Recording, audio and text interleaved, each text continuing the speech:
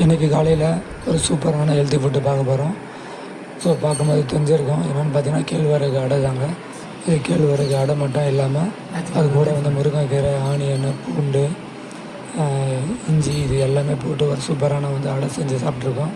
So இது சாப்பிட்றதுனால என்ன சத்து அப்படின்னு பார்த்தீங்கன்னா உங்களுக்கு நிறைய வந்து கால்சியம் சத்து கிடைக்கும்.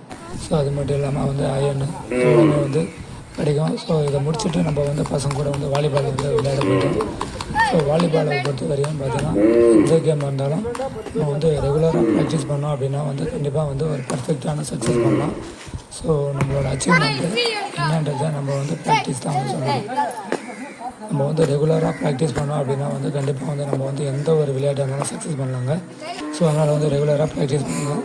ஸோ இன்றைக்கி என்ன கேம்னு பார்த்தீங்கன்னா நம்ம பசங்க வந்து ஒரு பால் கீழே விட்டுட்டாங்க அப்படின்னா வந்து அவங்க யார் விட்டாங்களோ அவங்க ஒரு 10 தோப்பு கரணம் போடணும். இது எல்லாருமே பார்த்தா தெரிஞ்சிருக்கும். இது ஊருக்கு மத்தியில் வந்து இருக்குது இந்த கோவில். ஸோ இந்த ஊருக்கு மத்தியில் தான் நம்ம வந்து இன்றைக்கி ப்ராக்டிஸ் பண்ணோம். அவ்வளோ மழை, அவ்வளோ வந்து குளிர், அவ்வளோ வந்து ஒரு டைம்லேயும் நம்ம வந்து இன்றைக்கி வந்து நம்ம வந்து பசங்க வாலிபால் ப்ராக்டிஸ் பண்ணுற மாதிரி ஒரு சூழலை உருவாக்கி கொடுத்துருக்கோம். ஸோ இந்த மாதிரி வந்து நீங்கள் எந்த ஒரு விளையாட்டாக இருந்தாலும் சரி தொடர்ந்து ப்ராக்டிஸ் பண்ணுங்கள். கண்டிப்பாக வந்து அது வெற்றி அடையும். இது வெற்றி அடையும் வரையும் வந்து உங்கள் ப்ராக்டிஸை விடாதீங்க. ஸோ இதுதான் நம்மளோட தாரக மந்திரமாக இருக்கணும்.